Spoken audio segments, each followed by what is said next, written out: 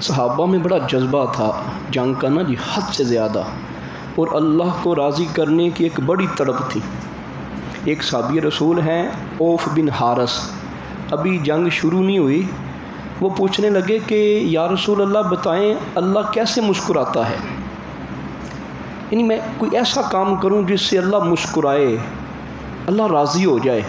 باقاعدہ مسکرانے کا ہے، اللہ کے اس کی شان کے لائق ہنسنے کا ذکر ہے حدیث میں کہ اللہ پاپا کس طرح مسکرائے گا، یا رسول اللہ مجھے وہ عمل بتائیں میں وہ کرنا چاہتا ہوں۔ رسول پاک صلی اللہ تعالیٰ علیہ وآلہ وسلم نے فرمایا کہ بندہ اس طرح جہاد کرے اس کے ہاتھ کافر کے خون سے رنگ جائیں، خون ہی خون ہو جائے ہر طرف۔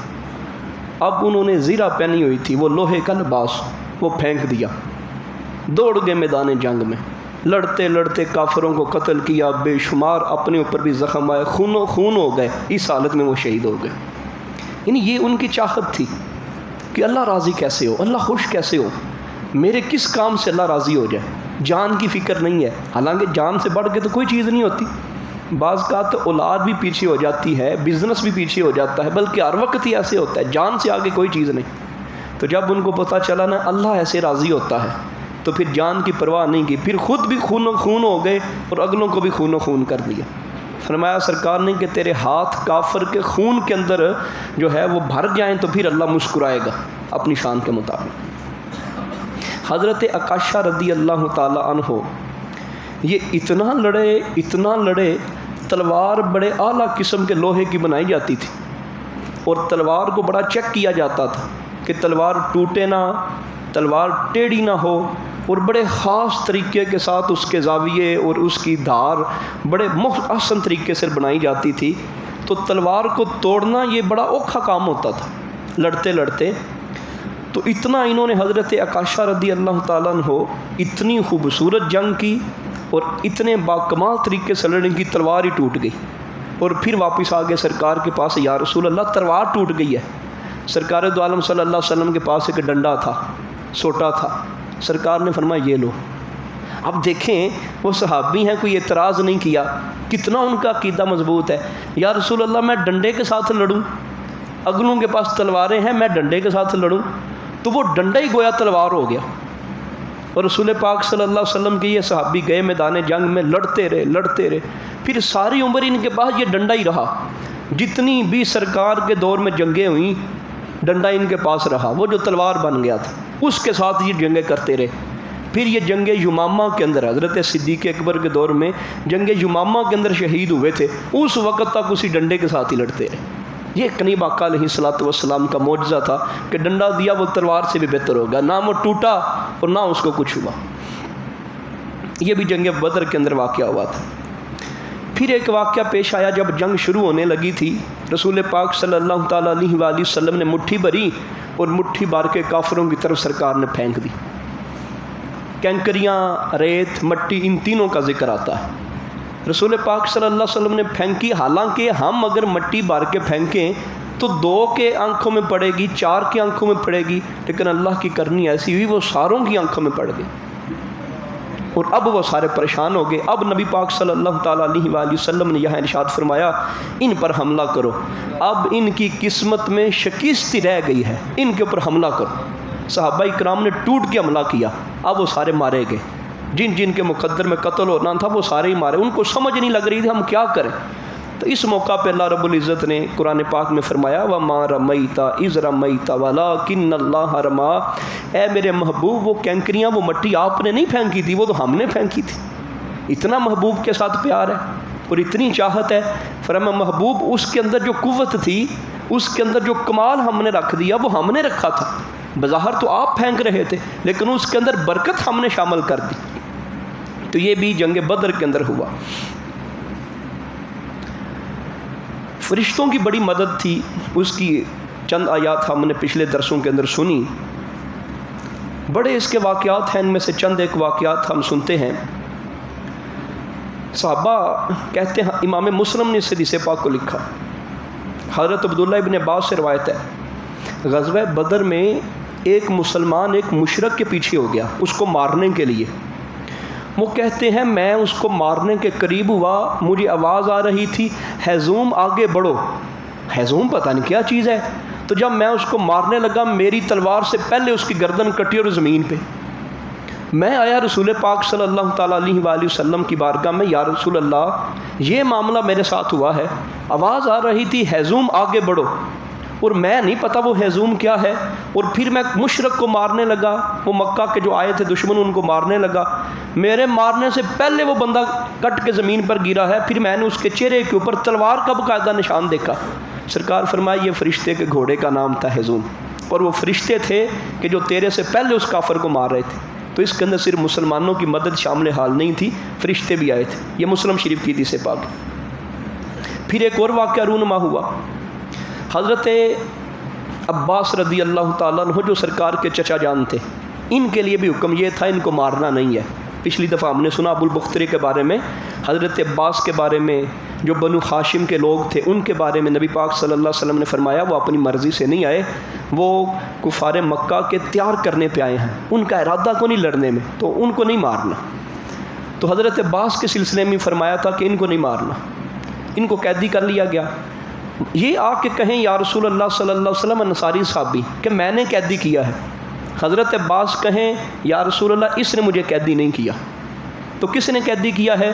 وہ کہنے لگے حسین و جمیل، ایسی شکل جس کو میں نے کبھی دیکھا ہی نہیں، ایسے خوبصورت گھوڑے جن کا میں تصور ہی نہیں کر سکتا، ان میں سے کوئی تھا، مجھے تو اس نے قیدی کیا ہے، مجھے تو اس نے نہیں قیدی کیا۔ نبی پاک صلی اللہ علیہ وسلم نے فرمایا اے انصاری صحابی عباس درست کہتے ہیں، میرے چچا جان درست کہتے ہیں، فرشتے تیری مدد کر رہے تھے۔ تو یہ فرشتوں کی مدد تھی۔ حضرت ابو داؤد مازنی فرماتے ہیں کہ بعض صحابہ کرام مشرک کو مارنے کے لیے دوڑ لگاتے، بڑی کوشش کرتے، جب اس کے قریب پہنچتے اس کا سر کٹ کے قدموں کے اندر دیکھتے۔ تو یہ فرشتوں کی ساری مدد تھی۔ تو اس طرح بہت سارے واقعات موجود ہیں۔ ابلیس بھی باقاعدہ اس جنگ کے اندر سراقہ بن مالک کی شکل میں شامل ہوا اور بڑی تسلی دی کافروں کو کہ میرے کنانا جو قبیلہ ہے اس کی طرف سے کوئی ٹینشن نہیں ہے، آج کا دن تم غالب رہو گے، کوئی قوم تمہیں ہرا نہیں سکتی ہے، میں ہر معاملے میں تمہارے ساتھ ہوں۔ بڑا سردار تھا اور بڑا جنگجو تھا، میں ہر وقت تمہارے ساتھ ہوں، آج کوئی قوم تمہارے اوپر غالب نہیں آ سکتی۔ لیکن جیسے ہی اس نے دیکھا حضرت جبریل کو اور فرشتوں کی قوم کو، تو پھر اب وہ پیٹ پھیر کے بھاگا۔ اللہ نے بھی قرآن مقدس میں اس کا ذکر کیا ہے۔ تو اس سے پوچھا سراقہ تم کدھر جاتے ہو؟ یہ تو راز تب کھلا جب وہ مسلمان ہوئے۔ انہوں نے کہا نہیں میں تو اس جنگ میں گیا ہی نہیں تھا۔ تو پھر معلوم ہوا وہ تو شیطان تھا جو اس کی شکل میں بن کے آیا تھا۔ تو کہا سراقہ بن مالک تم کدھر جاتے ہو، کیا ہو گیا تمہیں؟ کہا کہ نہیں میں وہ دیکھ رہا ہوں جو تم نہیں دیکھ رہے۔ تو پھر پیٹھ پھیر کے پھر اس نے یہ کہا باقاعدہ میں اللہ سے ڈرتا ہوں۔ یعنی اللہ تعالیٰ کی جو ذات ہے وہ ذات بڑی بے نیاز ہے، شیطان جس طرح بھی ہے، لیکن اس نے یہ کہا میں اللہ سے ڈرتا ہوں۔ یعنی بچت کوئی نہیں ہونی آج، اگر آج میں مقابلے کے لیے اتر پڑا تو آج میری بھی یہاں پہ کوئی بچت کوئی نہیں ہونی۔ پھر وہ پیٹھ پھیر کے بھاگ گیا۔ پچھلی دفعہ ہم نے تھوڑا سا اشارتاً واقعہ سنا تھا، لیکن اس کے اندر کچھ مزید وضاحتیں ہیں۔ ابو جہل کا جو آخری وقت تھا، حضرت معوذ اور معاذ یہ ارد گرد کھڑے ہیں، اور عبد الرحمن بن عوف یہ بڑے صحابی ہیں، یہ درمیان میں ہیں۔ یہ خود کہتے ہیں، امام بخاری نے اس واقعے کو نقل کیا۔ عبد الرحمن بن عوف کہتے ہیں میں کہنے لگا کہ یار میں کتنا عجیب بندہ ہوں، میرے ارد گرد دو بچے ہیں، کم سن نوجوان ہیں، یہ اپنے لیے شرمندگی محسوس کر رہے تھے۔ یار مجھے ان لوگوں میں کھڑا ہونا چاہیے تھا جو بڑی جرت والے ہوں، جو بڑے روب اور دبدبے والے ہوں۔ یہ اپنی حقیقت خود بیان کر رہے ہیں۔ وہ کہتے ہیں جب میں نے ان کی بولی سنی، جب میں نے ان کا معیار سنا اور نبی پاک صلی اللہ علیہ وسلم کے بارے میں عقیدت سنی تو میں خود حیران رہ گیا۔ پہلے میں کہہ رہا تھا میں کن کے درمیان کھڑا ہوں، مجھے تو شرمندگی آ رہی ہے، میں ان بچوں کے درمیان کھڑا ہوں۔ تو پھر ہوا یہ، ان بچوں نے مجھے پوچھا ابو جہل کدھر ہے؟ تو میں نے کہا آپ نے کیا کرنا ہے، کیوں اس کا پوچھ رہے ہو؟ تو انہوں نے کہا ہم سنا ہے کہ نبی پاک صلی اللہ علیہ وسلم کو گالیاں دیتا ہے۔ یہ امام بخاری نے بھی لکھا، یہ صرف ہمارے اسکول کے نصاب میں نہیں ہے۔ کہا کہ ہم نے یہ سنا ہے سرکار کی مخالفت کیا کرتا ہے۔ یہ دونوں مدینہ کے رہنے والے تھے، مکہ کے نہیں رہنے والے تھے، یہ دونوں انصاری صحابی تھے۔ وہ کہتے نہیں ہم نے سنا ہے کہ سرکار کے بارے میں بدتمیزی کی زبان استعمال کرتا تھا، ہم نے نہیں چھوڑنا۔ تو وہ دوڑے، اتنی شدید تیزی کے ساتھ کہ ابو جہل جو تھا نا وہ سارے مکے والوں کا سردار تھا، اس کے ارد گرد کافروں کا دائرہ تھا، انہوں نے کوئی چیز نہیں دیکھی، جا کے پکڑ لیا۔ حضرت معاذ رضی اللہ تعالیٰ عنہ نے پہلا وار کیا، اس کی آدھی پنڈلی توڑ کے رکھ دی، اور پھر اس کے بعد جب انہوں نے وار کیا تو ان کا بیٹا ابو جہل کا بیٹا اکرمہ آ گیا اور اس نے آ کے پیچھے سے وار کیا حضرت معاذ کے کندھے پہ۔ اب یہ کندھا جو تھا یہ لٹکنے لگا۔ حضرت معاذ نے پھر آگے خود اس کو بیان کیا کہ میں جنگ کرتا تھا، جنگ کے دوران میرے لیے یہ کندھا آڑ بنا ہوا تھا، تو میں نے پاؤں کے نیچے اس کو رکھا اور زور سے کھینچا، میرا کندھا جدا ہو گیا۔ کتنا جذبہ تھا ان لوگوں کی۔ ساڑھے بندے ہوتے تھے اتنے کہتے ہوئے ہوئے مر گئے، مک گئے، کوئی نہیں حال ہوئے ہوئے ہوئے، یعنی اب وہ اس کا صرف تسمہ باقی ہے، صرف ماس باقی ہے، باقی ٹوٹ گیا ہے۔ اب وہ لڑتے تھے تو یہ ہلتا تھا، انہوں نے کہا جی یہ تو آڑ بنا ہوا ہے، پاؤں کے نیچے رکھ کے پھینکا اس کو۔ جب عشق غالب ہو، اسلام کی محبت غالب ہو تو پھر درد کوئی نہیں ہوتا۔ تو رسول پاک صلی اللہ تعالیٰ علیہ وآلہ وسلم کی چاہت ان پہ غالب تھی، اور پھر ان کو کوئی کسی قسم کا درد نہیں ہوتا رہا۔ پھر یہ بڑا عرصہ زندہ رہے، حضرت معاذ رضی اللہ تعالیٰ عنہ یہ بڑا عرصہ زندہ رہے۔ حضرت عثمان رضی اللہ تعالیٰ عنہ کے دور میں پھر انہوں نے شہادت پائی، اور اس کے بعد جب حضرت معاذ نے ابو جہل پر حملہ کیا، اس کے بعد معوذ انہوں نے حملہ کیا، اور اب وہ ٹھنڈا ہو گیا، لیکن اس کی زندگی میں کچھ آثار باقی تھے، انہوں نے سمجھا ہم ختم کر گئے ہیں، اور پھر وہ جو پچھلی دفعہ واقعہ سنایا تھا وہ روح پیش آیا۔ رسول پاک صلی اللہ تعالیٰ علیہ وآلہ وسلم کی بارگاہ میں حضرت عبد الرحمن بن عوف رضی اللہ تعالیٰ عنہ لے کے گئے، وہ جنگ کا جائزہ لے رہے تھے، وہ اس کے قریب سے گزرے، اس کی کچھ سانسیں باقی تھیں۔ اب گردن انہوں نے اتاری، حضرت عبد الرحمن بن عوف نے، انہوں نے گردن اتاری، اور نبی پاک صلی اللہ تعالیٰ علیہ وآلہ عبداللہ بن مسعود رضی اللہ تعالیٰ عنہ نے گردن اتاری، اور نبی پاک صلی اللہ علیہ وسلم کے پاس لے گئے سر کاٹ کے، تو نبی پاک صلی اللہ علیہ وسلم کے قدموں میں جا کے رکھا، اور سرکار نے پھر دیکھا اور سرکار نے فرمایا یہ اس امت کا فرعون ہے۔ تو یہ ابو جہل کا آخری وقت۔ پھر اس کے بعد رسول پاک صلی اللہ تعالیٰ علیہ وآلہ وسلم نے سارے جتنے بھی قتل ہو گئے تھے ان کو سرکار نے خطاب جاری فرمایا کہ ان کو جمع کر کے کنویں کے اندر ڈال دیا جائے، کنواں خالی تھا، اس کنویں کے اندر ڈال دیا جائے۔ یعنی دفنانا بھی تو تھا نا جی، آخر خیم و کافر گو وہ مجرم ہے، لیکن ان کی میت کو اسی طرح چھوڑ دینا یہ کوئی انسانیت نہیں تھی۔ اگر یہ واقعہ حقیقت ہے، ہم جو سنتے ہیں واقعہ کربلا میں، اگر یہ حقیقت ہے کہ یزیدیوں نے امام حسین پاک اور آپ کے ساتھیوں کو دفنایا بھی نہیں تھا، اگر یہ حقیقت ہے تو اس سے بڑی ان کی درندگی اور کیا ہو سکتی، جبکہ سرکار کی مثال سامنے ہے کہ نبی پاک صلی اللہ علیہ وسلم نے مکے کے بڑے بڑے دشمن جنہوں نے ابتدا سے اسلام کی دشمنی کی، فرمایا نہیں ان کو کسی جگہ پہ ٹھکانے لگانا ہے، ان کی لاشوں کو نہیں چھوڑ دینا۔ امیہ بن خلف، وہ اس نے زرہ پہنی ہوئی تھی، اس کا جسم پھول گیا اس کے اندر ہی، اس کو جیسے ہی ہاتھ لگایا اس کا جسم ٹکڑے ٹکڑے ہونے لگا، تو فرمایا اس کے اوپر ہی پتھر ڈال دیے جائیں، لیکن اس کو بھی کسی نہ کسی طرح چھپا دیا گیا۔ لیکن ہم جو واقعات سنتے ہیں اگر یہ سچے ہیں، حقیقت حال کا تو اللہ ہی بہتر ہے، اگر وہ روایات درست ہیں تو پھر کتنی ان کی درندگی تھی اور کتنی انسانیت سے گری ہوئی بات تھی ان پاک ہستیوں کا جن کو نبی پاک صلی اللہ علیہ وسلم بوسہ دیا کرتے تھے، انہوں نے دفن نہیں کیا۔ عمومی طور پہ ہم جو روایات سنتے ہیں وہ یہی سنتے ہیں کہ قریب کے لوگوں نے آ کے دفن کیا تھا، لیکن یہ بھی ان کا بہت بڑا جرم تھا۔ بہرحال رسول پاک صلی اللہ تعالیٰ علیہ وآلہ وسلم نے ان کو کنویں کے اندر دفن کر دیا، اور سرکار نے پھر خطاب فرمایا، ان سے گفتگو فرمائی، فرمایا اے عتبہ، اے شیبہ، کافروں کے بڑے بڑے سرداروں کا نام لے کے کہا جو باتیں میں تم سے کرتا تھا کیا وہ سچ نہیں نکلی کہ میرے رب کے اوپر ایمان لے آؤ وگرنہ تباہ ہو جاؤ گے؟ تم کہتے تھے وہ عذاب ابھی لے آؤ، اب دیکھو آ گیا نا عذاب، جو میں نے وعدہ کیا تھا وہ پورا نہیں ہوا۔ فرمایا میرے رب نے جو میرے ساتھ وعدہ کیا تھا وہ پورا ہو گیا۔ حضرت عمر کہنے لگے یا رسول اللہ یہ سنتے ہیں؟ کریم آقا علیہ الصلوۃ والسلام نے فرمایا تم لوگ ان سے زیادہ میری بات نہیں سن سکتے، یعنی تواڈے نالوں زیادہ سن دے نے، یا جتنا تسی سن دے اتنا ہی وہ سن دے نے۔ تو یہ کافروں کو اللہ کے محبوب صلی اللہ علیہ وسلم خطاب فرما رہے ہیں۔ آج لوگ اولیاء کے بارے میں نظریہ رکھیں، اولیاء نہیں سنتے، وہ مر مک گئے ہیں، وہ ختم ہو گئے ہیں۔ سرکار تو کافروں سے، یہ بخاری شریف کی حدیث سے خطاب فرما رہے ہیں۔ غزوہ بدر کے اندر جس طرح کے پیچھے بھی ہم نے بیان کیا تھا 70 بندے مارے گئے اور 70 قیدی ہو گئے۔ اب نبی پاک صلی اللہ علیہ وسلم نے مشورہ فرمایا صحابہ ان قیدیوں کا کیا کرنا ہے؟ سرکار کی زندگی دیکھیں نا، مشوروں سے بھری ہوئی ہے، مشورہ لینا چاہیے۔ सियाने आखते हैं मशवरा लेना चाहिए, भावें कंध को नहीं ले लो, मशवरे के अंदर बरकत है, फिर खुद उसके अंदर सोचें। हमारे यहाँ ये एक तकब्बुर की इलामत है, किसी से मशवरा ना लेना, ये तकब्बुर की इलामत है। अल्लाह के महबूब सल्लल्लाहु ताला अलैहि वसल्लम ने सहाबा से मशवरा किया, अब इन कैदियों का क्या करें। हज़रत सिद्दीक़ अकबर रज़ी अल्लाह ताला अन्हु ने कहा, या रसूल अल्लाह, इनको कत्ल ना किया जाए, इनसे फ़िदिया ले लिया जाए, ये ज़िंदा भी रहेंगे, हो सकता है इस्लाम पे मुतासर होकर मुसलमान हो जाएं, कलमा पढ़ लें, 2-4 दिन इनकी ज़िंदगी के मिल जाएं।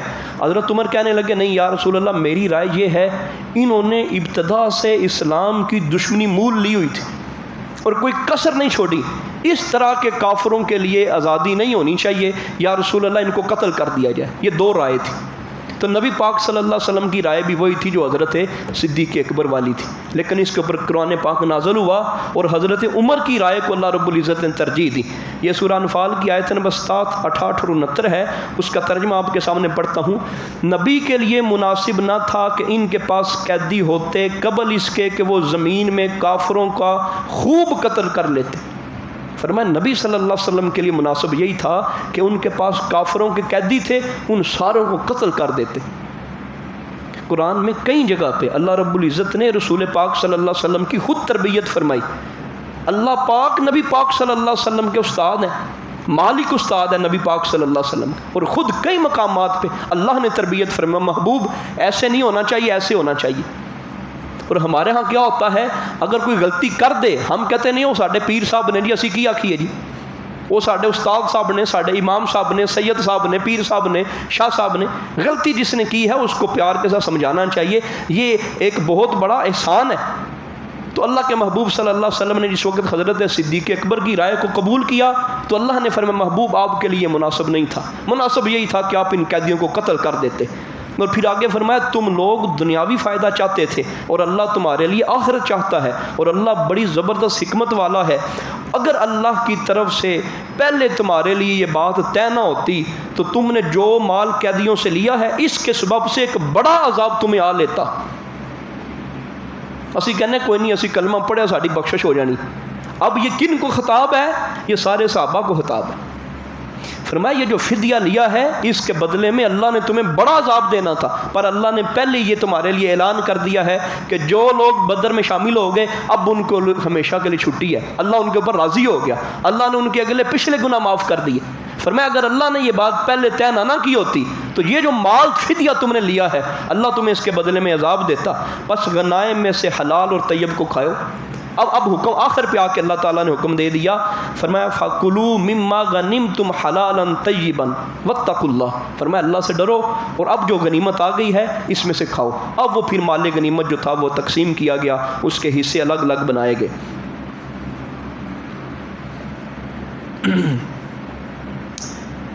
अंसार ने ये अर्ज़ की या रसूल अल्लाह सल्लल्लाहु ताला अलैहि वसल्लम हज़रत अब्बास आपके चचा जान हैं, तो मेहरबानी फरमाए हम भी इस बात के ऊपर राज़ी हैं, तो इनसे फ़दिया ना लिया जाए, इनसे फ़िदिया ना लिया जाए, इनको दरगुजर कर दिया जाए। नबी पाक सल्लल्लाहु अलैहि वसल्लम फरमाया नहीं नहीं, इनको मुस्तस्ना नहीं करना, गो मेरे चाचा जान है, कानून सब के लिए एक है, 1 रुपया भी नहीं छोड़ना, जितनी रकम बनती है वो इनसे भी ली जाएगी। ये सहाबाए किराम की अपनी मोहब्बत थी। सुहैल बिन अमर, इनका भी बड़ा अजीब वाक़या है। ये भी कैदी होके आए थे, कैदी होके आ रहे थे मकाम रोहा, यहाँ से ये छुड़ा के चले गए, भाग निकले। अब ये जब भाग निकले तो नबी पाक सल्लल्लाहु अलैहि वसल्लम ने फरमाया सुहैल जहाँ पर भी नज़र आए इसको कत्ल कर दो। हज़रत उमर रज़ी अल्लाह ताला अन्हु और सरकार दो आलम सल्लल्लाहु अलैहि वसल्लम बाकी सहाबा इसकी तलाश में निकले, उसको एक जगह पे दरख्तों के नीचे देख लिया।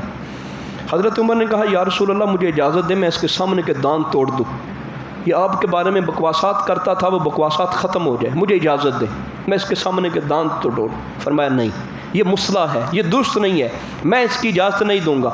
और फिर यहाँ नबी पाक सल्लल्लाहु अलैहि वसल्लम ने इरशाद फरमाया एक दिन ऐसा आएगा कि तुम इसके काम पे खुश हो जाओगे, एक दिन ऐसा आएगा। हज़रत उमर ने कहा ठीक है या रसूल अल्लाह। नबी पाक सल्लल्लाहु ताला अलैहि वसल्लम ने जब ये फरमाया माफ़ी भी दे दी, वो मुतासर हुआ, इस्लाम ले आया। वक्त गुज़रता गया।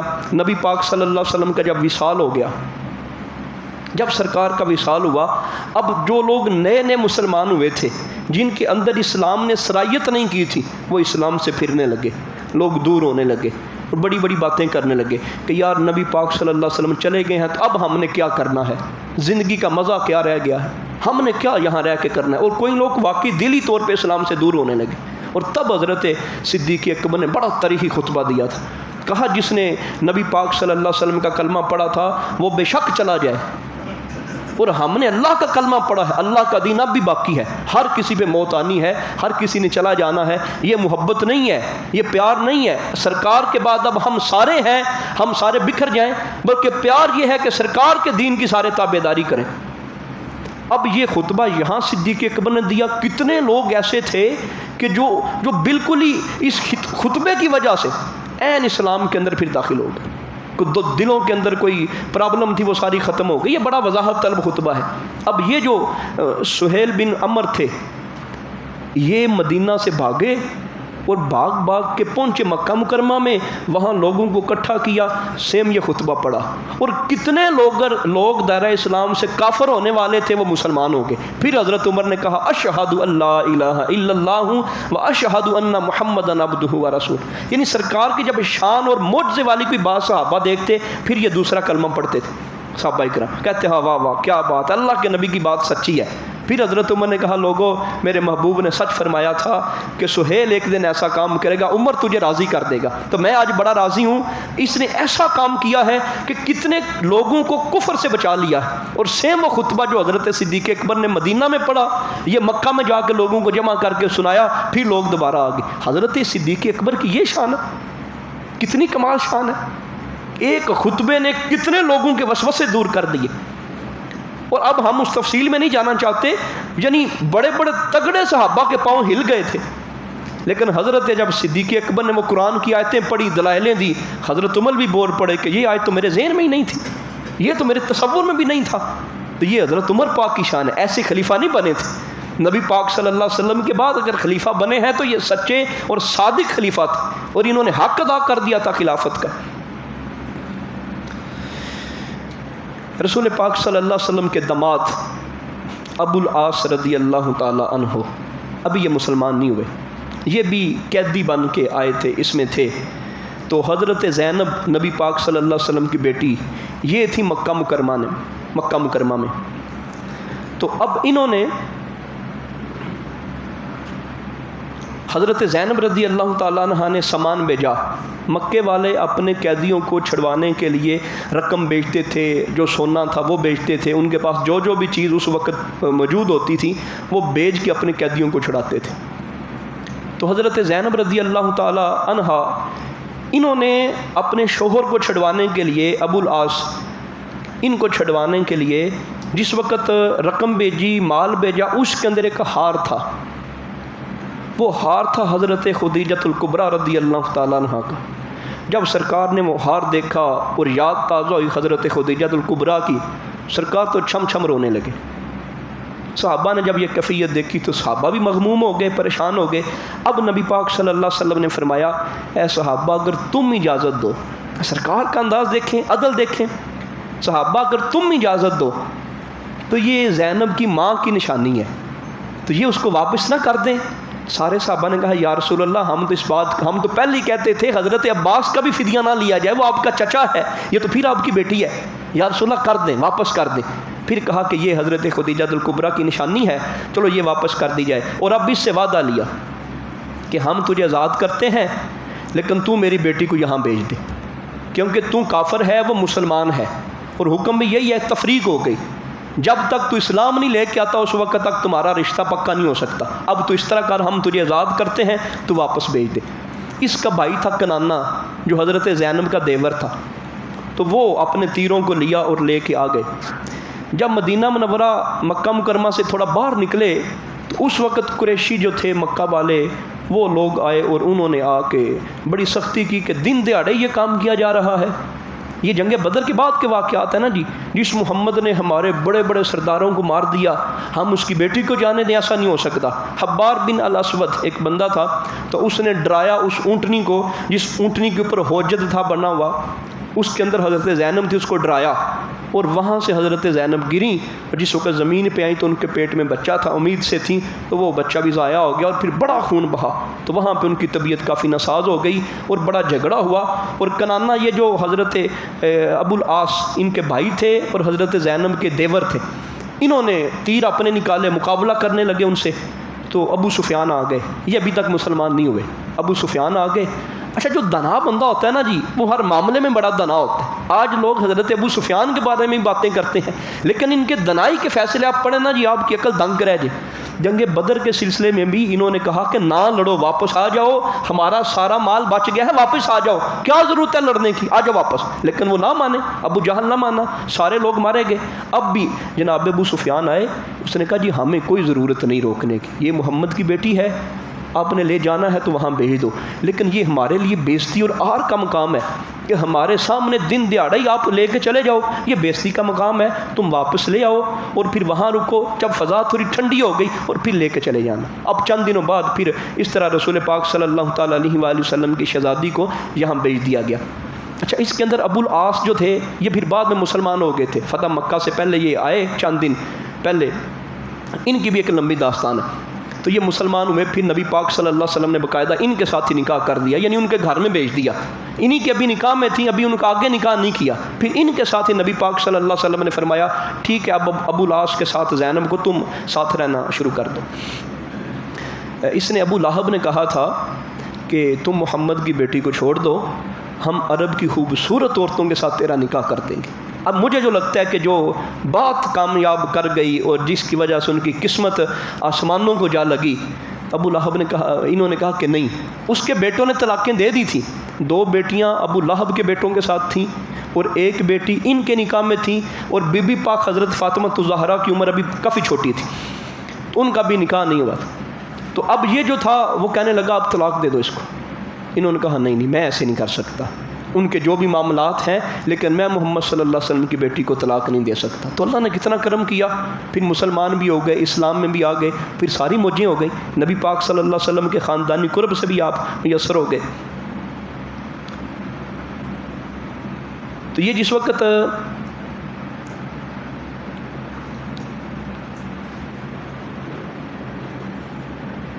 نبی پاک صلی اللہ تعالیٰ علیہ وآلہ وسلم نے پھر صحابہ کو فرمایا قیدیوں کے سلسلے میں، وہ جو قیدی آئے تھے، کریم آقا علیہ السلام نے فرمایا اے صحابہ یہ قیدی ہیں، سرکار دو عالم صلی اللہ علیہ وسلم نے راستے میں ہی قیدی تقسیم کر دیے صحابہ کرام کے پاس، یہ آپ لے لو، یہ آپ لے لو، یہ آپ لے لو۔ فرمایا سرکار نے اچھا سلوک کرنا ان کے ساتھ، اور کتنے کافر تو صحابہ کے اچھے سلوک کی وجہ سے متاثر ہو کے مسلمان ہو گئے، یار اتنے چنگے۔ وہاں روٹی ملنا ایسے ہی تھا جس طرح کہ بکرے کے ساتھ آج کسی کو کھانا مل جائے، اس دور میں جو حالات تھے، خالی روٹی کہ آج کوئی بندے کو بکرے کے ساتھ کھانا مل جائے۔ تو صحابہ کی کیفیت یہ تھی، خود کھجوریں کھاتے تھے اور کافر قیدیوں کو روٹی کھلاتے تھے، کہ نبی پاک صلی اللہ علیہ وسلم کا فرمان ہے قیدیوں کے ساتھ اچھا سلوک کرنا۔ لیکن آج آپ پوری امت دیکھ رہے ہیں، لوگوں کی داستانیں، بڑے بڑے کافر جو دعویٰ کرتے ہیں، لیکن ایسا سلوک ہمیں کہیں نظر نہیں آتا۔ نبی پاک صلی اللہ تعالیٰ علیہ وآلہ وسلم کے صحابہ نے پھر اس کام کا حق ادا کر دیا اور قیدیوں کے ساتھ آ رہے تھے، تو صحابہ کرام کے اندر ایک مسئلے کی بحث ہو گئی کہ مال غنیمت کون لے گا۔ 3 گروہ بن گئے صحابہ کے۔ ایک وہ صحابہ کی جماعت تھی جو کافروں کے ساتھ آگے جا کے لڑ رہی تھی، ایک جماعت وہ تھی جو نبی پاک صلی اللہ تعالیٰ علیہ وآلہ وسلم کی حفاظت کے لیے جمع تھے، ایک جماعت وہ تھی جو مال غنیمت جمع کر رہے تھے۔ وہ جو لڑ رہے تھے وہ کہتے تھے ہمارا زیادہ حق ہے، جنہوں نے جمع کیا وہ کہہ رہے تھے ہمارا زیادہ حق ہے، جو سرکار کے ارد گرد تھے وہ کہتے تھے ہم سرکار کی حفاظت کرنے والے تھے، ہمارا زیادہ حق ہے۔ اب یہ بحث ہوئی تو اللہ رب العزت نے قرآن مقدس سورہ انفال کی پہلی آیت نازل فرمائی، یسألونک عن الانفال، محبوب یہ سوال کرتے ہیں مال غنیمت کے سلسلے میں، قل الانفال للہ والرسول، یہ تو اللہ اور اس کے رسول کا مال ہے، ان کا تو مال ہی نہیں ہے، یہ لڑے ہیں اللہ اور اس کے رسول کے لیے، جب ان کے لیے لڑے ہیں تو پھر یہ کیوں بات کرتے ہیں مال کی، تو یہ اللہ اور اس کے رسول کا مال ہے۔ فاتقوا اللہ، محبوب ان سے کہہ دیں اللہ سے ڈرو، وَأَصْلِحُوا ذَاتَ بَيْنِكُمْ، اپنے آپس کے معاملات ٹھیک رکھو۔ یعنی اگر ہم غلطی تو نہیں کہہ سکتے، اگر کوئی اونچ نیچ صحابہ سے ہو جاتی ہے تو اللہ کا فوراً حکم نازل آ جاتا ہے، یار ہم اس بات پہ تو غور کریں، ہم کس بات کی مولی ہیں۔ ہم بڑے بڑے قصور کرنے کے بعد کہہ دیتے ہیں خیر اسی کلمہ پڑھے ہے. صحابہ نے ساڈے نال چوکھا تے چنگا کلمہ پڑھیا ہے. اسی ساری زندگی آرام بھی کماندے رہیے, آرام کھاندے بھی رہیے, سود لیندے بھی رہیے, ہر جائز نجائز اسی کریے, پھر اسی آکھیے اسی کلمہ نہیں پڑھیا, اسی مسلمان نہیں ہے. صحابہ نے نہیں سی کلمہ پڑھیا, نہیں جی جن نے کلمہ پڑھیا پکا جنتی, انہوں کوئی رولا نہیں ہو. حالانکہ وہ اپنی طرح سے حق بات کر رہے تھے, آپس میں وہ کوئی لڑ جھگڑ نہیں رہے تھے, وہ بس کہہ رہے تھے یار یہ مال غنیمت کا مال ہے, اس کا زیادہ حقدار کون ہے, ہمارا زیادہ حق ہے, ہمارا. سارے دلائل دے رہے تھے. اللہ تبارک و تعالیٰ نے کیا فرمایا, محبوب ان کو کہہ دو یہ اللہ کا مال ہے, ان کا مال کوئی نہیں ہے. محبوب ان کو کہہ دو کہ اللہ سے ڈریں, محبوب ان کو کہہ دو کہ آپس کے معاملہ درست کریں. اور ہمیں پرواہ کوئی نہیں, ہم کہتے نہیں کوئی مسئلہ نہیں, ہم جو مرضی کرتے رہیں. اور پھر 41 آیت نمبر کے اندر اللہ رب العزت نے واضح کر دیا کہ 5واں حصہ وہ میرے محبوب کا ہے, اللہ اور اس کے رسول کا ہے, غریبوں کا, مسکینوں کا, یتیموں کا, باقی محبوب ان کے اندر تقسیم کر دیں. پھر وہ سارے صحابہ کے اندر تقسیم کر دیا گیا. 9 صحابہ ایسے تھے جو تھے مدینہ منورہ میں, جنگ میں شریک نہیں ہوئے, لیکن ان کو بھی اعزازی طور پہ نبی پاک صلی اللہ علیہ وسلم نے مال غنیمت کا حصہ پورا دیا. ان میں سے مین جو صحابی تھے وہ حضرت عثمان رضی اللہ تعالیٰ عنہ تھے. سرکار کی بیٹی حضرت رقیہ رضی اللہ تعالیٰ عنہ ان کے نکاح میں تھی, وہ بڑی بیمار تھی. تیاں بیمار ہونا تو پھر چھڑ کے جانا ہے بڑا اوکھا کام. اسلام انجے ہی نہیں آ گیا. اسی تو چھوٹی جی قربانی ویخ کے جڑا وہ قربانی نہیں دیندے. سرکار دے گھر سرکار دی بیٹی نبی پاک صلی اللہ علیہ وسلم نے داماد حضرت عثمان غنی, انہوں نے گھر حضرت رقیہ دی طبیعت بڑی خراب. جس وقت مدینہ منورہ, جب مدینہ منورہ میں یہ خبر پہنچی کہ غزوہ بدر میں اللہ پاک نے مسلمانوں کو کامیابی دے دی ہے, صحابہ کہتے ہیں ہم حضرت رقیہ کو دفن کر کے آ رہے تھے سرکار کی بیٹی کو, اس وقت ہمیں یہ خبر مل گئی.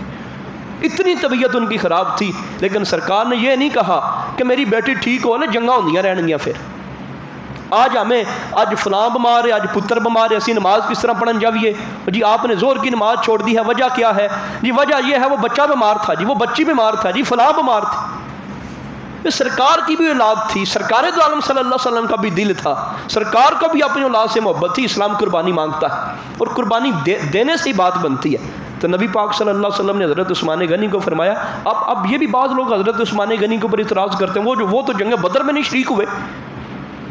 ہم کہتے ہیں جتنی بدر کے اندر شرکت حضرت عثمان غنی کی پکی ہے وہ کسی اور کی ہو سکتی نہیں. وجہ اللہ کے محبوب نے خود کہا تھا اے عثمان تو نے نہیں جانا, تو یہاں ہی رہنا ہے. تو پھر نبی پاک صلی اللہ علیہ وسلم نے جتنا حصہ غزوہ بدر والوں کو دیا اتنا حصہ حضرت عثمان غنی کو گھر بیٹھے ہوئے دیا. کیا عثمان غنی یہ لو تم کہ بچی کی طبیعت خراب ہے, تم ان کی جو ہے وہ طرف داری کرو, ان کی تیمارداری کرو, ان کی کفالت کرو, ان کے معاملات کو دیکھو. تو ان کے علاوہ بھی 8 دیگر صحابہ تھے جو جنگ میں شامل نہیں ہوئے, لیکن نبی پاک صلی اللہ علیہ وسلم نے ان کو سارا معاملہ دیا. یہ تو مسلمانوں کی صورتحال تھی, لیکن جو کافروں کی صورتحال تھی اس کا آپ کیا اندازہ کر سکتے ہیں. وہ جو وہ جن کا یہ نظریہ تھا ہم مسلمانوں کو رسیوں کے ساتھ باندھ کے لے آئیں گے, ہم مسلمانوں کو جو ہے وہ بالکل گاجر مولی کی طرح کاٹ دیں گے, بھیڑ بکریوں کی طرح ہم ان کو آگے لگا کے لے آئیں گے, ہم مسلمانوں کا ککھ بھی نہیں چھوڑیں گے. جن کو بڑا غرور اور بڑا گھمنڈ تھا اپنے اوپر, تو جب ان کا سارا گھمنڈ اور تکبر مارا گیا نا جی, اچھا پہلی خبر جو پہنچی مکہ مکرمہ میں تو لوگوں نے یقین ہی نہیں کیا. لوگوں نے کہا یہ باولا ہو گیا ہے, یہ پاگل ہو گیا ہے. ہم کیسے مانے کہ ابو جہل مارا گیا, ہم کیسے مانے عتبہ مارا گیا, ہم کیسے مانے شیبہ مارا گیا. حرم کے اندر ایک بندہ بیٹھا ہوا تو اس نے کہا جی یہ پاگل ہو گیا, اس کو میرے بارے میں پوچھو. باقاعدہ اس کا نام لیا, اس نے کہا مجھے پتا ہے تیرا فلاں نام ہے, عمیر تھا, تیرے 2 بیٹے جو ہیں وہ مارے گئے ہیں, تیرا باپ بھی مارا گیا, تیرا بھائی بھی مارا گیا ہے, تو مجھے کہتا ہے پاگل ہو گیا. میں پاگل نہیں ہوا, میں سچی خبر دیکھ رہا ہوں. تو انہوں نے عجیب صورت صفے ماتم بچ گیا, رونا دھونا شروع کر دیا, عورتوں کی عجیب صورتحال. سارا ہی جب ان کے 70 بندے اور 70 بھی سارے ٹکے کے بندے ان کے مارے گئے, اب کیا کیفیت ان کی ہونی تھی. ادھر تو ہر بندہ اپنی عجیب پریشانی اور کیفیت میں تھا. اچھا یہاں ابو لہب کا بھی ایک عجیب انجام ہوا, یہ نہیں گیا تھا بدر میں, یہ نہیں پہنچا تھا. رسول پاک صلی اللہ علیہ وسلم کے آزاد کردہ غلام حضرت ابو رافع وہ اس کو بیان کرتے ہیں. حضرت ابو رافع حضرت عباس کے گھر میں رہتے تھے. حضرت عباس کی گھر والی کا نام تھا ام فضل, یہ سرکار کی چچی تھی, ان کے پاس ہی یہ رہتے تھے. سرکار کے غلام تھے, آزاد کردہ غلام تھے. یہ کہتے ہیں ہم سارے مسلمان ہو گئے تھے, پر حضرت عباس نے ابھی اظہار نہیں کیا تھا مسلمان ہونے کا. ہوا کیا؟ وہ کہتے ہیں جی معاملہ یہ تھا کہ ہم گھر میں موجود تھے، حضرت عباس کو تو وہاں پہ قیدی کر لیا، میں ان کے گھر میں تھا، جو ابو لہب تھا یہ بھی حضرت عباس کا بھائی تھا، یہ یہاں آ گیا، تو اب یہ آ کے باتیں کرنے لگا، بیٹھ کے نا جی گفتگو کرنے لگا۔ اسی گفتگو کے دوران ابو سفیان بن حارث بن عبد المطلب، یہ بھی ان کے خاندانی رشتہ داروں میں سے تھا، قریبی رشتہ داری تھی، تو یہ بیٹھ کے باتیں کرنے شروع کر دی انہوں نے۔ اب یہ جو ابو سفیان تھا نا جی، یہ وہ ابو سفیان نہیں، وہ جو مکے کا سردار ہے جو قافلہ لے گیا تھا، یہ ابو سفیان بن حارث الگ ہے، یہ باقاعدہ شامل ہوا تھا غزوہ بدر میں، لیکن وہاں سے بھاگ کے آ گیا۔ اس نے کہا جی کیا بات کریں غزوہ بدر کی، کوئی سمجھ ہی نہیں لگی ہمیں، عجیب معاملہ تھا، بلکہ انہوں نے لفظ یہ بولے ہماری مڈ بھیڑ ایسے سفید پوش لوگوں سے ہوئی جو سفید اور سیاہ گھوڑوں پر سوار آسمان و زمین کے درمیان پھیلے ہوئے تھے، اتنی ان کی تعداد تھی، اللہ کی قسم ان کے سامنے کوئی چیز نہیں ٹکتی تھی۔ اب ابو رافع تو مسلمان تھے تو نہ رہا گیا، پھر بول پڑے اللہ کی قسم وہ تو فرشتے تھے جو مسلمانوں کی مدد کرنے آئے تھے۔ ابو لہب کو یہاں سے غصہ چڑھا، اور یہ ضعیف تھے ذرا اور کمزور بھی تھے، ان کو نیچے گرا دیا، ان کے اوپر بیٹھ کے مارنے لگا۔ تو حضرت ام فضل رضی اللہ تعالیٰ عنہ جو سرکار کی چچی تھی، انہوں نے خیمے کی چوبک نکالی اور بڑا مارا ابو لہب کو، پھر وہ بھاگ گیا، سارے خون اس کے نکل، اس کے 7 دن بعد یہ مر گیا۔ مرا ایسے کہ اس کو شدید بیماری لگ گئی، گھر والوں نے دور کر دیا، خاندان والوں نے دور کر دیا۔ اب یہ مرا، اس کے مرنے کے بعد بھی اس کے قریب کوئی نہیں آیا، آپ سمجھ لیں اس کو کرونا ہو گیا تھا، اس سے بات زیادہ سمجھ آئے گی۔ ہوا کیا، 3 دن اس کو پڑے ہو گئے اس کی میت کو مرے ہوئے، لیکن اتنی سخت بیماری سمجھی جاتی تھی کوئی قریب ہی نہیں جاتا تھا۔ پھر جب لوگوں نے تانے دیے کہ ابو لہب تو مکے کا سردار ہے، کوئی بندہ اس کے قریب کیوں نہیں جاتا، انہوں نے گڑھا کھودا، گڑھا کھود کے لمبی ایک سوٹی وغیرہ لی یا لمبا ڈنڈا لیا، اس کے ساتھ اس کو دھکیل کے اس کے اندر پھینک دیا اور دور سے پتھر پھینکے، اس طرح پھر اس کو دفن کیا گیا۔ نبی پاک صلی اللہ علیہ وسلم کے دشمن دی ٹوئی کوئی نہیں۔ یہ معاملے ان کے ساتھ ہوتے ہیں جنہوں نے نبی پاک صلی اللہ علیہ وسلم کے ساتھ ویر کمایا۔ کتنا ویر کماتا تھا یہ، ہر بات پہ لڑتا تھا۔ ہوا یہ بیٹے بھی قریب کوئی نہیں جا رہے، گھر والی بھی قریب کوئی نہیں جا رہی، 3 دن یہ واضح پڑا رہا۔ اس طرح اس کا یہ آخری وقت آیا۔ 17 رمضان المبارک کو غزوہ بدر ہوا تھا، اور نبی پاک صلی اللہ علیہ وسلم کی سنت بھی یہ تھی، طریقہ بھی یہ تھا کہ تقریباً 3 دن وہاں ٹھہرتے تھے۔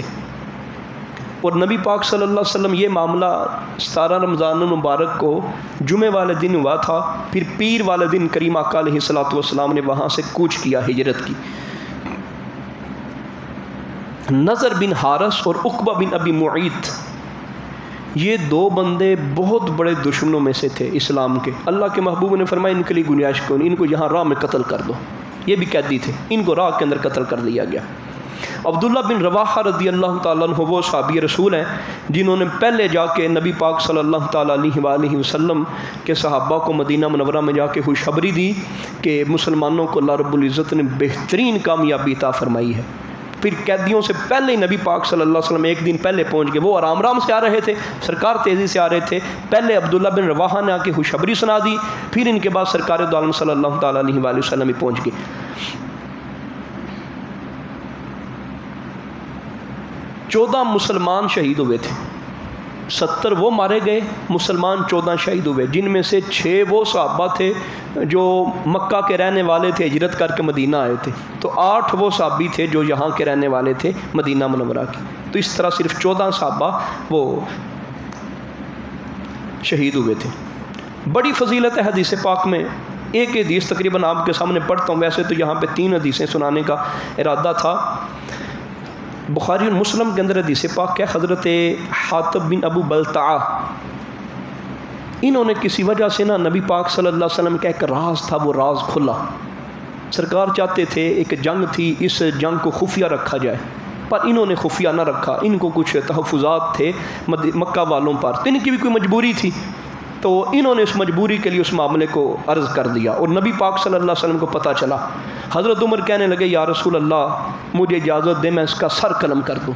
اللہ کے محبوب نے فرمایا عمر تجھے پتہ نہیں اس نے جنگ بدر کے اندر شرکت کی ہوئی ہے، جنگ بدر کے اندر شرکت کی، اب ہم کچھ نہیں کہتے۔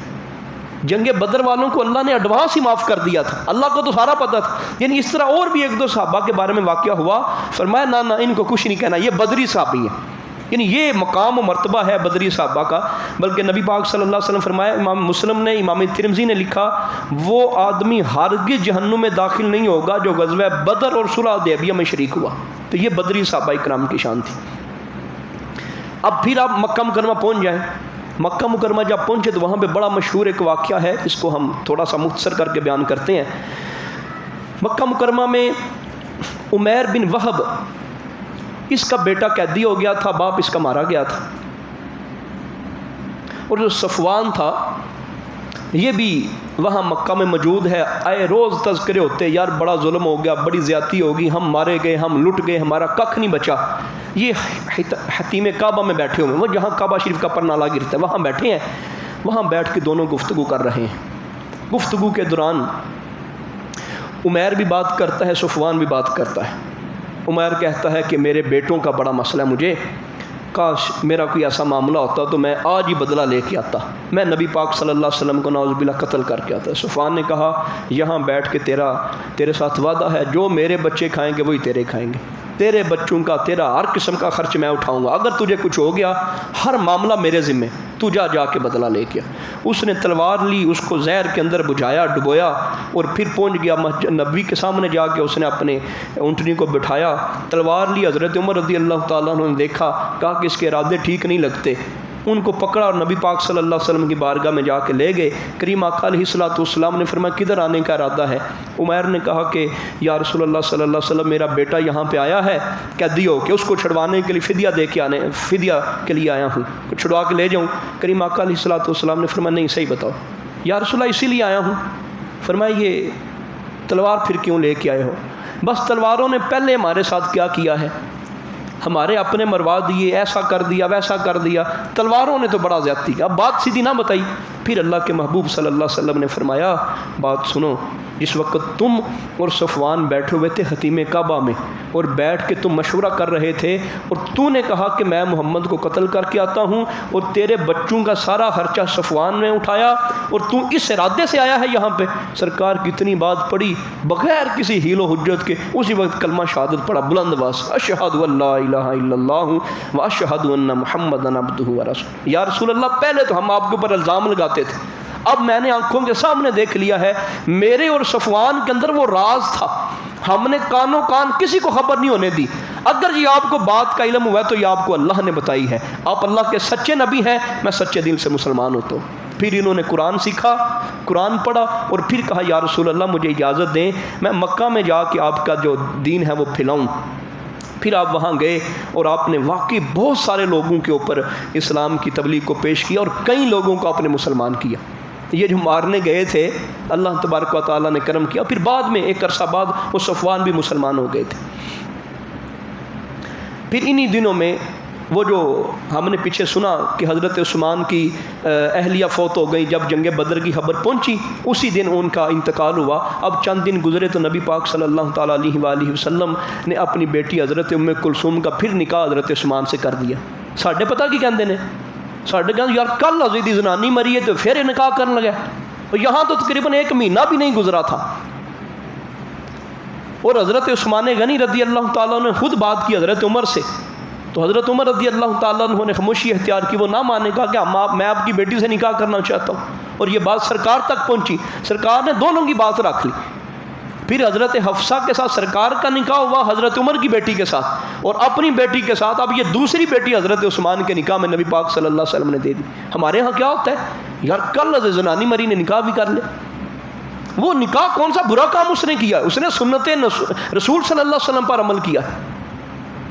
اور پھر انہی دنوں کے اندر مولا علی پاک کا بھی نکاح ہوا. یہ جو دوسرا سال ہے غزوہ بدر سے بعد آ کے، اور بعض علماء نے لکھا کہ نکاح پہلے سال ہو گیا تھا اور جو رخصتی تھی اب وہ ہوئی تھی دوسرے سال میں. وہ بھی سارا واقعہ آپ لوگوں نے سنا ہوا ہے. اس کے اندر بھی صحابہ کرام نے بڑی خدمت کی اور بڑا تعاون کیا مولا علی پاک کے ساتھ. اب یہ جو گھر تھا نا جی، آپ نے پچھلی بار شاید وہ غور کیا ہو جب آپ کو تصویریں میں دکھا رہا تھا، ان حجروں کے ساتھ ہی حضرت علی پاک اور بی بی فاطمہ پاک کا گھر تھا. وہ جو سرکار کی بیویوں کے حجرے تھے ان کے ساتھ ہی گھر تھا. غزوہ بدر کے بعد پھر مختلف معاملات ہوتے رہے، چھوٹے چھوٹے لڑائی جھگڑے کے معاملے ہوتے رہے۔ ایک غزوہ ہے غزوہ بنو سلیم، یہ مدینہ منورہ سے کچھ فاصلے پہ ہے۔ وہاں کے لوگوں نے نا آپس میں مل کے، یہ قبیلہ بنو سلیم والوں نے یہ کہا کہ ہم مکے والوں مدینے والوں کو تباہ کر دیں گے، ہم ایسا کر دیں گے۔ یہ باہر ایک جگہ پہ جمع ہو گئے۔ سرکار دو عالم صلی اللہ علیہ وسلم نے صرف 200 بندہ بھیجا، خود بھی سرکار کے 200 صحابہ کو بھیجا۔ جب صحابہ کی جرت دیکھی تو بھاگ نکلے۔ 500 اونٹ مال غنیمت ملا، اور پھر نبی پاک صلی اللہ علیہ وسلم یہاں آ گئے۔ اب یہودیوں کے اندر سازشیں بڑھنے لگی، مختلف قسم کی انہوں نے سازشیں کرنا شروع کر دیں۔ جب انہوں نے دیکھا ہمارا پہلے نبی پاک صلی اللہ علیہ وسلم کی آمد سے پہلے یہودیوں کی بڑی عزت تھی، بڑی ٹھاٹھ باٹ تھی، تو پیسہ زیادہ تھا، دولت زیادہ تھی، سارا کاروبار ان کا تھا، سارے لوگوں کو قرضہ دیتے تھے، تجارت یہ کرتے تھے، گھریلو دستکاریاں یہ لگاتے تھے، سونا یہ بناتے تھے، سونار کی دکانیں ان کی تھیں، لوہے کی دکانیں ان کی تھیں، تلواریں یہ بناتے تھے، سب کچھ یہی کرتے تھے۔ اور پھر ان کو یہ اعزاز تھا، سارے لوگ ان کو سمجھتے تھے یہ علم والے ہیں، یہ علماء کی اولادیں ہیں، ان کے پاس تورات اور انجیل کا علم ہے، فیصلے ان سے کروایا کرتے تھے۔ لیکن جب سرکار آئے ان کا سب کچھ ہی ختم ہو گیا۔ اب ان کو غصہ چڑھا اندر سے کہ یار ہماری تو شان و شوکت ساری ختم ہو گئی۔ اب یہ چھوٹی چھوٹی سازشیں کرنے لگے، ہیلے بہانے کرنے لگے۔ ایک عورت تھی جس کا نام تھا اسماء بنت مروان، یہ 7 کے اندر حدیث پاک موجود ہے۔ ایک صحابی تھے عمیر بن عدی، سرکار پہنچے تھے غزوہ بدر میں۔ غزوہ بدر کے فوراً بعد یہ واقعہ آیا۔ یہ سرکار دو عالم صلی اللہ علیہ وسلم کی ہجو بیان کرتی تھی، بے عزتی اور توہین امیز جملے نبی پاک صلی اللہ علیہ وسلم کے بارے میں شعروں کی شکل میں بنا کے یہ پڑھتی تھی۔ انہوں نے منت مانی تھی، یا اللہ میں یہ منت مانتا ہوں کہ تو کرم فرما کہ میں کس طریقے اس کو جو ہے وہ قتل کر دوں۔ اب بعض روایات میں ہے یہ نبینہ تھے اور ہے بھی 7 کی حدیث پاک۔ یہ بندے ٹٹولتے اس عورت کے پاس پہنچے اور اس عورت کے سینے کے اوپر تلوار رکھی، اوپر سے دبا دی۔ جب دیکھا کہ وہ بالکل ٹھنڈی ہو گئی ہے، تلوار اپنی نکالی اور نبی پاک صلی اللہ علیہ وسلم کے پاس صبح کا وقت ہو گیا، مسجد نبوی کے اندر پہنچے۔ جب مسجد نبوی کے اندر پہنچے، نبی پاک صلی اللہ تعالیٰ علیہ وآلہ وسلم نے فجر کی نماز پڑھائی اور خود سرکار نے کھڑے ہو کے پوچھا، سرکار دو عالم صلی اللہ علیہ وسلم فرمایا عمیر بن عدی قتل کر آئے ہو بی بی کو؟ یہ ڈر گئے، اب تو میری خیر نہیں ہے، اب تو میری خیر نہیں ہے۔ رسول پاک صلی اللہ تعالیٰ علیہ وآلہ وسلم سے عرض کرنے لگے، یا رسول اللہ میرے اوپر کوئی جو ہے وہ مقدمہ دائر کیا جائے گا؟ فرمایا تجھ سے کوئی بندہ دیت نہیں لے گا، کوئی بندہ تجھے کچھ نہیں کہہ سکتا۔ یعنی نبی پاک صلی اللہ علیہ وسلم نے ان کے اس کام کی تائید کی تھی۔ اب اسی حدیث کو علماء بنیاد بنا کے جو بعض لوگ یہ مسئلہ بیان کرتے ہیں کہ نہیں نبی پاک صلی اللہ علیہ وسلم کو گستاخ رسول کو ماورائے عدالت قتل نہیں کیا جا سکتا، قاضی کے بغیر، جج کے بغیر۔ یہ سلیمان تصیر کا جب یہ بنا تھا غازی ممتاز قادری کا معاملہ، تو یہاں پر بھی علماء کے اندر بڑا یہ مسئلہ اچھالا گیا کہ نہیں کو قتل نہیں کر سکتا، ممتاز قادری نے غلط کیا ہے۔ تو اس حدیث کو یہ 7 کی حدیث پاک ہے، بنیاد بنایا جاتا ہے کہ انہوں نے نبی پاک صلی اللہ علیہ وسلم سے بغیر پوچھے، بغیر فتویٰ لیے یہی اعتراض کرتے تھے کہ سلیمان تصیر کو بغیر پوچھے ممتاز قادری نے کیوں قتل کیا۔ اب وہاں پہ دلیل یہ دی جاتی ہے کہ اب انہوں نے حضرت عمیر بن عدی نے بھی بغیر پوچھے اس بی بی کو قتل کر دیا تھا، اور سرکار صبح اس کی تعریف کر رہے ہیں، اور سرکار دو عالم صلی اللہ علیہ وسلم کو اللہ پاک نے پہلے خبر دے دی، اے محبوب تیرے دیوانہ یہ کام کر آیا ہے، اور سرکار نے صبح پھر اس کو شاباش دی۔ تو ہاں شرعی مسئلہ یہی ہے کہ کوئی بندہ بھی اگر گستاخی رسول کر دے تو بندہ قانون کو ہاتھ میں نہیں لے گا، قانون کو ہاتھ میں نہیں لے گا۔ یہی مسلمانوں کا اصول ہے، یہی قانون ہے، یہی فتویٰ ہے، یہی مسئلہ ہے کہ اللہ کی گستاخی کوئی بندہ کر دے، قرآن کی گستاخی کر دے، رسول پاک کی گستاخی کر دے، دین کی گستاخی کر دے، قانون کو ہاتھ میں نہیں لیا جائے گا، قانون کو ہاتھ میں نہیں لیا جائے گا۔ لیکن اس کے اوپر ایک اور مسئلہ ہے، کوئی بندہ حقیقتاً محبت رسول میں مغلوب ہو کے واقعی جس نے گستاخی کی ہو اس کا سر قلم کر دے، اب اس کو سزائے موت نہیں دی جائے گی۔ ابو افک یہودی یہ بھی بڑی شر انگیزیاں پھیلایا کرتا تھا، تو اس کو بھی قتل کر دیا گیا۔ ایک اور بڑی جنگ کا واقعہ بنا، آپ کو پچھلی دفعہ دکھایا تھا کہ بنو قینقاع یہودیوں کا ایک پورا قبیلہ تھا جو مدینے کے اندر ہی رہتا تھا، اور اس نے بڑی سازش کی اور اس نے نبی پاک صلی اللہ تعالیٰ علیہ وآلہ وسلم اور مسلمانوں کے خلاف کافی بازار گرم کیا۔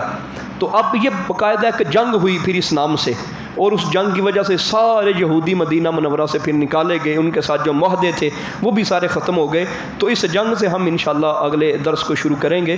اللہ رب العزت رحمت فرمائے، جو کلمۃ الحق ہماری زبانوں سے نکلا اللہ پاک اسے قبول فرما کر ہم سب کی بخشش کا ذریعہ بنائے، اور جو غلطی ہوئی اللہ پاک اس سے معافی عطا فرمائے، درگزر فرمائے، آمین بجاہ النبی۔